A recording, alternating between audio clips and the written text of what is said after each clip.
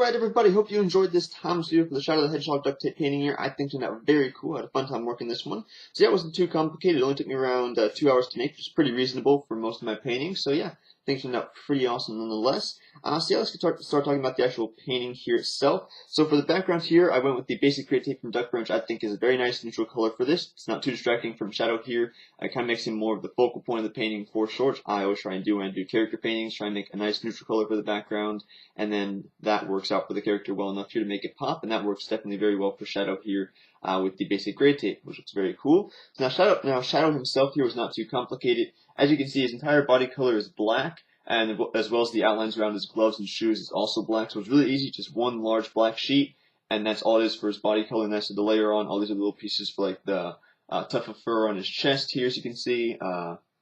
This is basically all the layers for his shoes here. So as for his shoes, obviously went with the red and white tape for that. And for the rings around his wrist, shoes, and everything, I used the gold tape, which is kind of reflective, which works very well. I think turned out pretty cool. So yeah, I didn't do as much detail as I could have on this. There's a lot of shade lines I could have added with the dark gray tape, as you can see here. I did a little bit of that. I just added a little bit more detail to it, but there's a lot more. I did it also up on the ears here too, as you can see right there.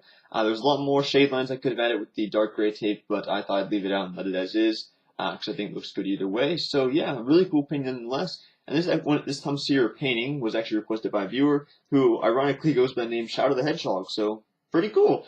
So I did a painting here for Shadow the Hedgehog, literally. So yeah, very cool, very cool. So thank you for this request, Shadow.